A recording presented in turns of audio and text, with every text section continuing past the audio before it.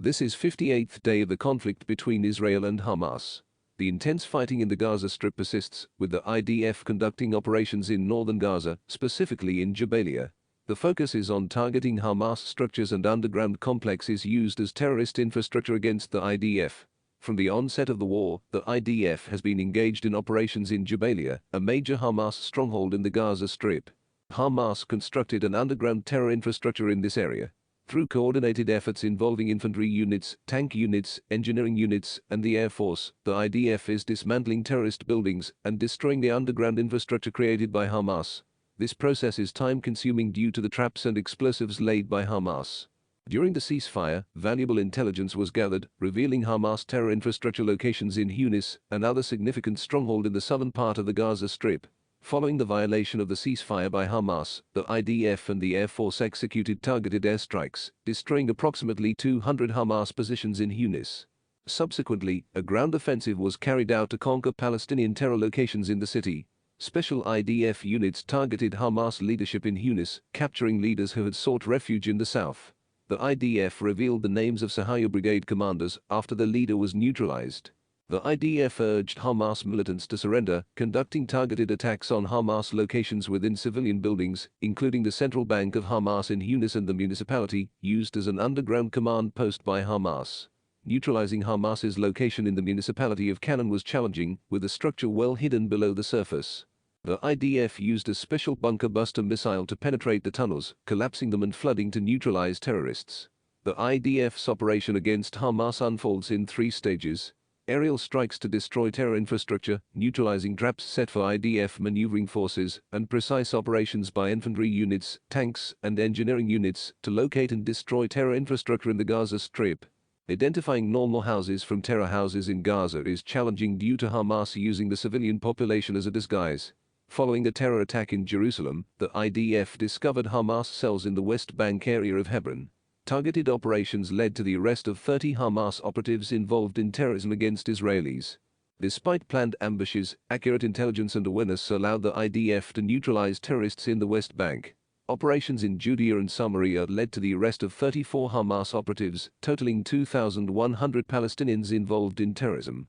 The impact of this terror extends beyond the Gaza Strip to all of Israel.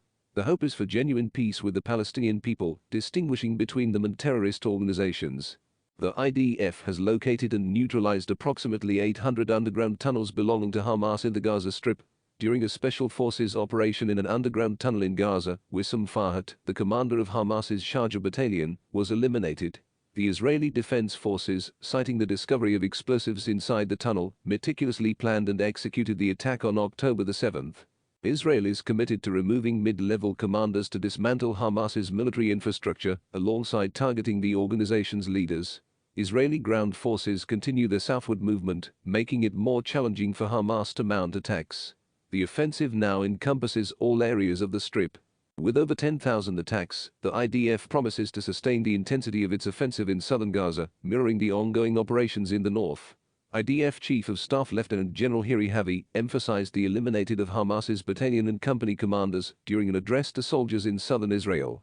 The offensive in southern Gaza is expected to yield significant results, with the IDF asserting its capability to operate comprehensively against Hamas. In a recent operation against Hamas in Gaza, the Israeli military's 167th Division detonated the largest ever underground base using a robot.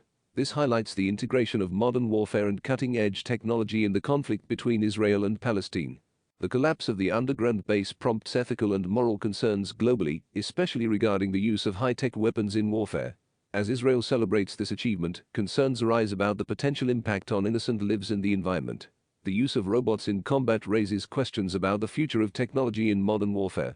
The collapse of the tunnel base underscores the growing role of technology in the conflict, emphasizing the need for nations to consider the moral and ethical implications of such advancements. The Israeli-Palestinian conflict's long-standing issue of tunnel construction in the Gaza Strip is further complicated by the use of cutting-edge equipment. Despite efforts to locate and destroy tunnels, the rapid resumption of tunnel construction questions the long-term effectiveness of these measures. The conflict continues to unfold, reflecting geopolitical concerns and the ongoing confrontation between Israel and Hamas. The discovery and demolition of the tunnel beneath an evacuated hospital showcase the Israeli army's use of sophisticated robotics and explosives in their continuous efforts. The employment of robots and cutting-edge technology in combat raises concerns about potential civilian casualties and environmental consequences. Both Hamas and Israel have invested considerable time and effort in building extensive tunnel networks, leading to ongoing military efforts to locate and destroy them.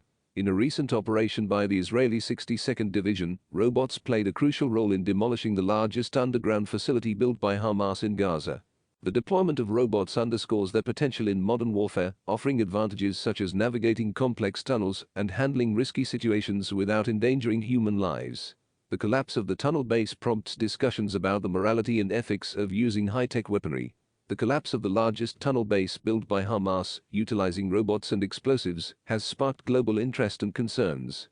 Tensions between Israel and Hamas are expected to rise, with both parties presenting their perspectives on the conflict. The employment of robots in warfare raises ethical questions and highlights the evolving role of technology in modern conflicts.